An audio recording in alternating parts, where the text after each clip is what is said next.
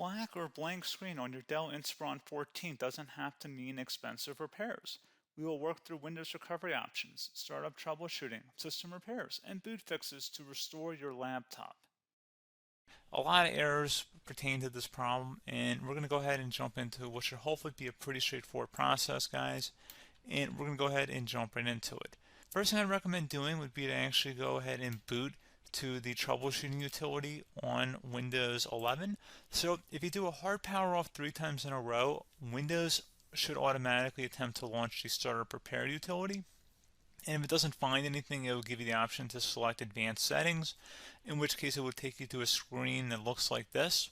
Now, if it does not take you to a screen that looks like this, or you're unable to get to that, you can also download the Windows 10 Media Creation Utility, or Windows 11. They probably will make a creation utility for Windows 11 at some point. And it doesn't really matter, you can actually run the Windows 10 utility on Windows 11 as far as I'm aware. And you should be able to run the troubleshooting utilities built in within it. So you just would go ahead and download it to an ISO file and then burn it to a DVD or USB. It'd have to be about 4 gigabytes or more. It couldn't be a small USB flash drive, and it couldn't be a CD. It'd have to be a DVD. And then you'd boot your computer from it. So depending on the computer manufacturer, you'd have to tap a different key on your keyboard in order to launch that menu, in order to select what boot drive you want to go off of. So it could be anything between the escape key, F2, F8, F12, for example. And those are the function keys on the top of your keyboard. So you may have to just do a little bit of trial and error. Shouldn't take you more than a couple minutes. Googling it would probably be best before you even begin. But anyway, we're ready to go ahead and jump right into it. So we're on the choose an option page. So these will look very similar whether you're booting from it directly within Windows itself, or if you're plugged in a USB flash drive with the media creation utility installed and you selected the recovery option. So when you are setting up your Windows 11 installation or Windows 10, depending on the drive you're using, there should be an option to repair your computer in the bottom left corner of the dialog window, one of the first screens that comes up. You go ahead and select that, and then it would take you to a troubleshooting screen like you see here. And you want to go ahead and select troubleshoot, reset your PC, or see advanced options. And then there are going to be a whole bunch of options in here that we're going to explore in today's video. The first one, we're going to actually go underneath advanced options, and then select startup repair, fix problems that keep Windows from loading. So go ahead and select that first.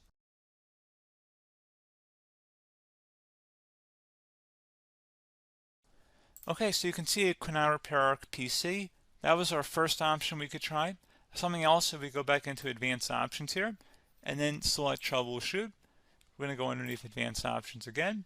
You can go ahead and actually access safe mode by selecting startup settings.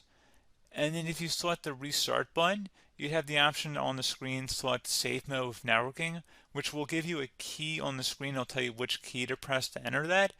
I believe it's the F7 key. It'll do that for you.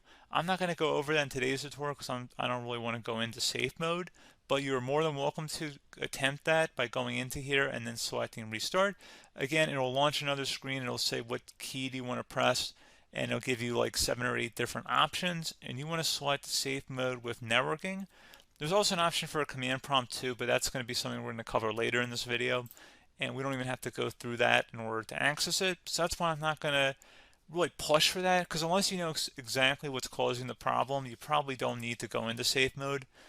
Unless you're trying to recover files, in which case then you definitely can go into safe mode, but we're trying to actually recover our computer here. So I hope that makes sense. Something else we can also try here as well would be to uninstall updates, remove recently installed quality or feature updates from Windows. So if you go ahead and select that, you can uninstall the latest quality updates, which generally is the more day-to-day updates. Feature updates are the less regularly released ones, like the big ones.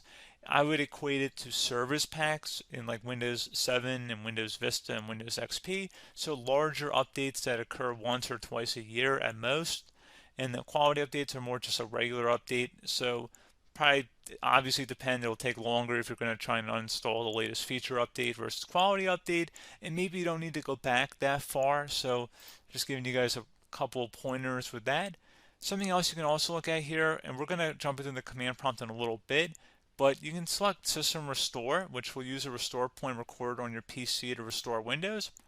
And this is something I would highly recommend here, guys. So select next. Assuming you have a restore point saved on your computer, you go ahead and select the most recently created one, and you'll select next, and then you'll select the drive. You shouldn't actually have to select the drive. You can scan for affected programs, but we're going to keep it all default here, and then we're going to select finish. So once started, system restore cannot be interrupted. Do you want to continue? I think we're going to select yes. I don't think we have anything better to do on our computer right now, so just give it a moment here to initialize. It will take a couple minutes to run, obviously depending on how large your hard drive is and how much is saved on the system restore point. So just give it a couple minutes here.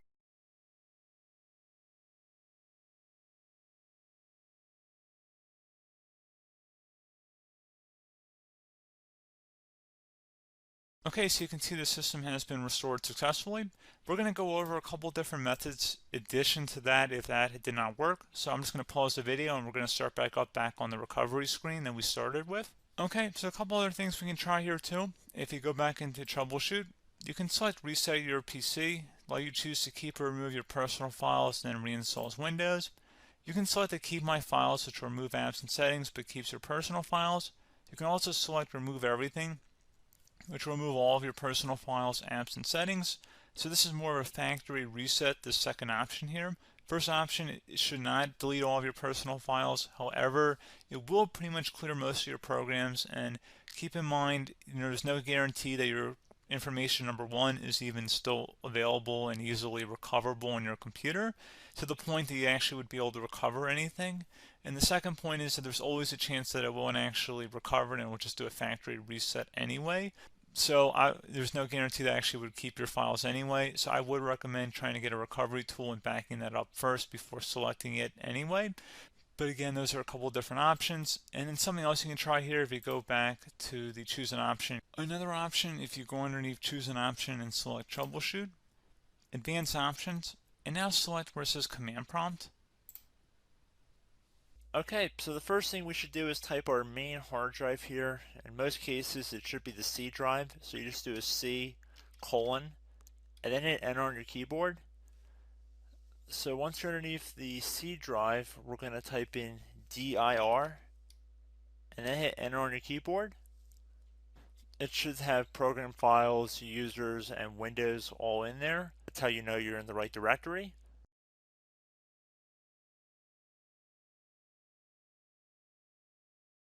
In some cases, it might be the D drive as well, so just keep that in mind.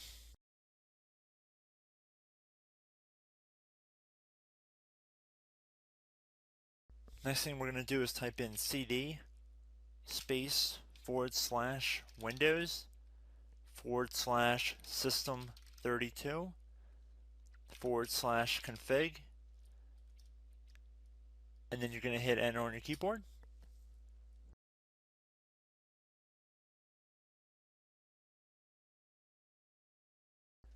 So now you're going to type md space backup.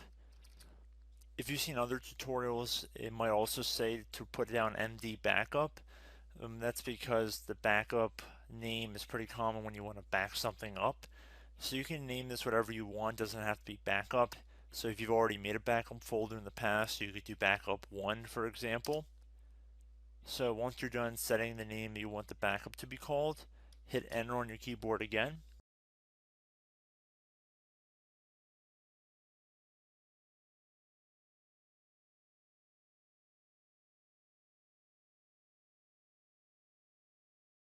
At this point you want to type copy, C-O-P-Y, space, then you want to do the star symbol above the 8 key, then do a period or a dot, whatever you want to call it, then another star sign, and then another space, and then type backup, and then hit enter on your keyboard.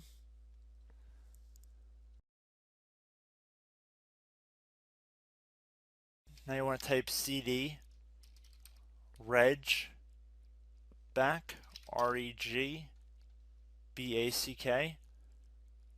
and then hit enter on your keyboard.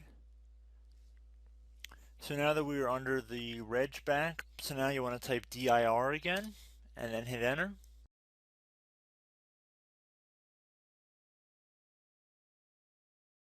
So now at this point we're going to type copy again. So copy, space, star sign, dot, another star sign, space, and then 2 dots. So we're going to type copy, space, star sign, dot, sign, star sign, dot, dot, and then hit enter on your keyboard again. So for overwrite, you want to overwrite all. So type A on your keyboard, so capital A, and then hit enter on your keyboard.